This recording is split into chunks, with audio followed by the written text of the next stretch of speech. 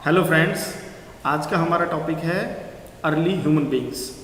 जैसा कि हम जानते हैं, इस दुनिया में बहुत पहले हमारे जैसे इंसान नहीं रहते थे। इससे पहले बहुत पहले अर्ली ह्यूमन बीइंग्स अर्थ पे रहा करते थे, जिनकी लाइफ हमारे जैसी नहीं होती थी। उनकी लाइफ बहुत ही हार्श होती थी, बहुत ही कठिन होती थी। और वो जिस तरीके की हमारे पास आज गाड़ियाँ हैं, इलेक्ट्रिसिटी है, हमारे पास कुकड फूड होता है और बहुत सारी फैसिलिटीज़ होती हैं, हमारे पास अच्छे पहनने के लिए ड्रेसेस हैं, उनके पास ये सब चीज़ नहीं थे। ना तो उनके पास अच्छा ट्रांसपोर्ट था, उनके पास ट्रांसपोर्ट कुछ भी नहीं था। और उनके पास ना तो ड्रेसेस थी, ना उनके पास इलेक्ट्रिसिटी थी, और उनके पास इस तरह के घर भी नहीं थे जिस तरह के घरों में हम आज रहते हैं। तो आज हम अर्ली ह्यूमन बीइंग्स के बारे में डिस्कस करेंगे कि वो किस तरीके से रहते थे और किस तरह की ड्रेस पहनते थे, क्या फूड खाते थे। वो इस तरह की सारी बातों की जो आज डिस्कशन है हम इस वीडियो में करेंगे। तो सबसे पहले हम उनके शेल्टर के बारे में बात कर रहे हैं। शेल्टर किसको बोलते हैं? शेल्टर किसी की भी रहने की जगह होती है। तो जिस तरीके के आज हमारे हाउसेज होते हैं, फ्लैट होते हैं, इस तरीके के उनके पास हाउस फ्लैट नहीं थे। वो उनका जो शेल्टर था वो कोई केव में रहते थे, या फिर ट्री की जो ब्रांचेस हैं, जैसे मंकी रहते हैं वैसे रहा करते थे। क्योंकि वो बहुत ही थिक फॉरेस्ट में रहते थे और वो बाकी एनिमल्स से डरते भी थे। तो उनको छुपने के लिए बार बार जगह चाहिए होती थी, तो वो किसी केव में चले जाते थे या फिर किसी ट्री की ब्रांचेस पे रहते थे।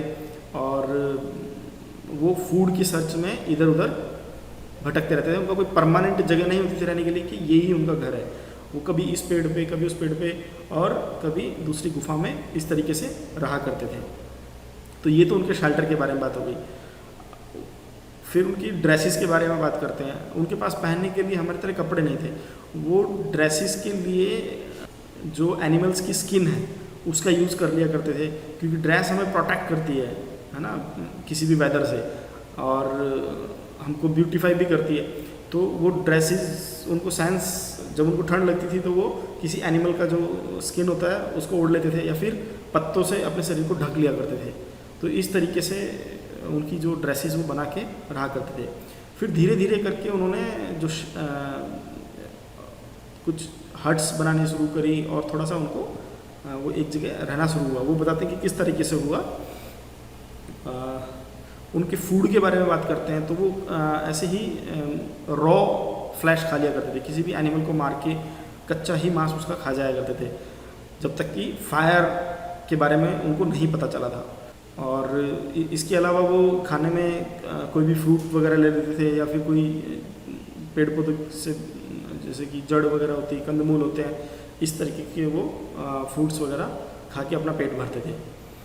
उनके पास जो टूल्स होते थे वो एनिमल को हंट करते थे, क्योंकि बड़े एनिमल होते थे और बड़े ख़तरनाक एनिमल होते थे, तो वो उसको हंट करके फिर खाते थे। तो टूल्स जो यूज़ करते थे वो पत्थर से, जैसे नुकीले पत्थर होते हैं, कोई बड़ी लकड़ी होती थी, उस लकड़ी में बांध के नुकीले जो पत्थर थे, स्टोन्स थे, उसको वो अपने वेपन के तौर पे, हथियार के तौर पे उसको यूज़ करते थे। तो इस तरीके से उनका लाइफस्टाइल था। फिर धीरे धीरे करके उन्होंने फायर की खोज की। तो ऐसा माना जाता है कि कभी कोई ऐसी पत्थर से खेल रहा होगा कोई अर्ली ह्यूमन बीइंग, और उसका पत्थर दूसरे पत्थर से टकरा गया, तो वहाँ पे चिंगारी निकली और वो सूखे पत्तों में लग गई वो चिंगारी। तो उससे क्या है, आग भड़क गई। तो धीरे धीरे करके उन्होंने इस तरीके से सीख लिया कि इस तरीके से अगर हम दो पत्थरों को रगड़ते हैं तो वो आग निकल जाती है, उससे आग बन जाती है। फिर उन्होंने धीरे धीरे जो फायर थी, आग थी, उससे फ्रेंडशिप करना सीख लिया, और वो ये जान गए कि जो फायर है वो हमको नुकसान नहीं पहुंचाती। फायर जो है हमारे लिए हेल्पफुल हो सकती है, वो हमें वेदर जो होता है उससे बचाती है। जो ठंड का मौसम है हम उससे भी बच सकते हैं। तो इस तरीके से वो काम किया करते थे, ये फायर का यूज़ किया करते थे। तो जब वो फायर का यूज़ उन्होंने सीख लिया तो वो फिर ग्रुप में रहने लगे। मान लो वो विंटर के टाइम में कभी कोई व्यक्ति फायर लगा के बैठा हुआ है, तो उसके साथ में 2-4 और लोग आ गए, अर्ली ह्यूमन बीइंग और आ गए, और इस तरीके से फिर वो कॉलोनीज़ में रहने लगे, वो इकट्ठे रहने लगे। और फिर कभी कोई कच्चा मांस खा रहा है और उसके अंदर गिर गया, रॉ फ्लैश खा रहा है कभी फायर में गिर गया तो उनको पता लग गया कि इसको अगर हम भून के खाते हैं या आग में पका के खाते हैं तो दैट इज़ मोर टेस्टी, वो ज़्यादा टेस्टी हो जाता है और ज़्यादा अच्छा बनता है। तो इस तरीके से उन्होंने अपने लाइफस्टाइल को धीरे धीरे ग्रो किया, उनको समझ में आने लग गया और फिर वो इकट्ठे हट बना के रहने लग गए। तो इस तरीके से डेवलपमेंट हुआ। तो अर्ली ह्यूमन बींग्स जो हैं वो इस तरीके से रहते थे। अर्ली ह्यूमन बींग्स जो फायर का जो डिस्कवरी थी, जो फायर की खोज हुई, वो उनके लिए टर्निंग पॉइंट था। उन्होंने फायर की डिस्कवरी के बाद काफ़ी कुछ सीखा और काफ़ी अच्छे तरीके से उसके बाद इवॉल्व किया।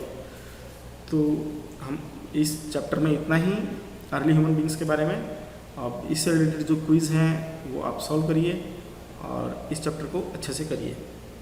Thank you.